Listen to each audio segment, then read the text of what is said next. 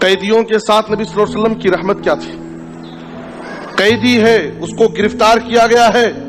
جیسے چاہے اس سے انتقام اور بدلہ لے سکتے ہیں، لیکن قیدی ہے، قیدی کے ساتھ بھی نبی صلی اللہ علیہ وسلم کی رحمت کیا تھی؟ یمامہ کے سردار حضرت سمامہ بن اسال کو گرفتار کیا گیا، صحابہ کی ایک جماعت نے ان کو گرفتار کر کے لا کر کے مسجد نبوی کے کھمبے میں باندھ دیا۔ نبی صلی اللہ علیہ وسلم نماز کے لیے آتے ہیں، دیکھا کہ مسجد نبوی کے کھمبے میں ایک قیدی بندھا ہوا ہے، قریب آئے تو دیکھا کہ یمامہ کا گورنر سردار سمامہ بن اسال کو قیدی بنا کر کے باندھا گیا۔ کہا ماذا عندک یا سمامہ، اے سمامہ کیا خیریت ہے، کیا حال ہے تمہارا؟ سمامہ بن اسال نے کہا قیدی بنا کر کے خیریت پوچھتے ہو؟ اندی خیر، میں تو خیر اور بھلائی میں ہوں، ان تقتل ذا دم وان تنعم تنعم علی الشاکرین، یاد رکھو اگر تم مجھے قتل کرو گے تو یقیناً میں قتل کا مستحق ہوں، مجھے تم قتل کر سکتے ہو، لیکن یاد رکھو اگر تم میرے اوپر انعام اور احسان کر کے مجھے چھوڑ دیے تو میں آپ کا شکر گزار ہوں۔ نبی صلی اللہ علیہ وسلم سن کر چلے گئے۔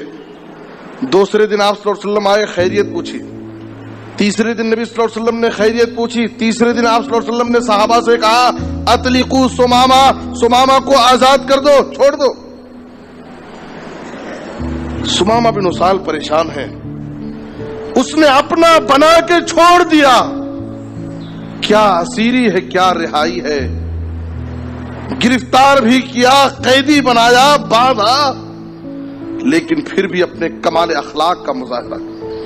اپنے بلند اخلاق سے دل کو فتح کر لیا۔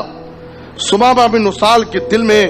نبی کا اخلاق، اسلام کی محبت اتنی دل میں بیٹھ گئی۔ مسجد نبوی کے سامنے کھجوروں کا باغ تھا، اس میں پانی کا ایک چشمہ تھا، سیدھے وہاں جاتے ہیں، پانی سے غسل کرتے ہیں، غسل کر کے سیدھے مسجد نبوی میں آتے ہیں، مسجد میں داخل ہوتے ہوئے اشہد اللہ الہ الا اللہ واشہد ان محمدن عبدہ ورسولہ کی صدا لگاتے ہیں، مسلمان ہو گئے، نبی صلی اللہ علیہ وسلم کی خدمت میں آئے اور کہا اللہ کے رسول میں اسلام کی بیعت کرنا چاہتے ہیں۔ کہا اللہ کے رسول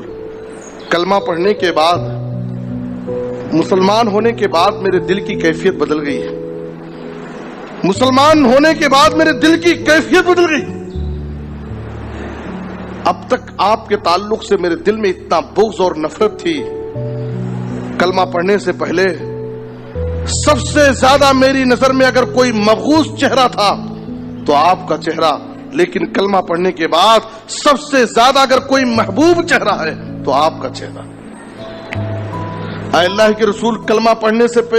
پہلے میری حالت یہ تھی کہ سب سے زیادہ اگر مجھے کسی شہر سے نفرت تھی تو آپ کے شہر سے نفرت تھی، کلمہ پڑھنے سے پہلے مجھے اگر کسی مذہب سے سب سے زیادہ نفرت تھی تو مذہب اسلام سے تھی، لیکن کلمہ پڑھنے کے بعد میرے دل کی حالت بدل گئی۔ آج سب سے زیادہ اگر کوئی محبوب چہرہ میرے نظر میں ہے تو آپ کا چہرہ، میرے نزدیک سب سے زیادہ اگر کوئی محبوب مذہب ہے تو آپ کا مذہب اسلام، سب سے زیادہ اگر مجھے کسی شہر سے محبت ہے تو آپ کے شہر مکہ سے۔ میرے بزرگ اور دوستو، سمامہ بن اسال نے کہا اے اللہ کے رسول میں تو عمرہ کرنے کے لیے جا رہا تھا، مشرکین مکہ بھی پہلے خانہ کعبہ کا عمرہ کرتے تھے، طواف کرتے تھے، لیکن آپ کے ساتھیوں نے مجھے گرفتار کر لیا اور میری گرفتاری میرے قبول اسلام کا ذریعہ بن گئی۔ اے اللہ کے رسول میں عمرے کے مقصد سے نکلا تھا، اب میں مسلمان ہو چکا ہوں، کیا میں عمرہ کروں یا واپس چلا جاؤں؟ نبی صلی اللہ علیہ وسلم نے کہا کہ ٹھیک ہے جاؤ عمرہ کر کے آؤ۔ جب یہ عمرہ کرنے گئے، چونکہ یہ مسلمان ہو چکے ہیں، ان کا عمرہ کرنے کا طریقہ مسلمانوں کا طریقہ،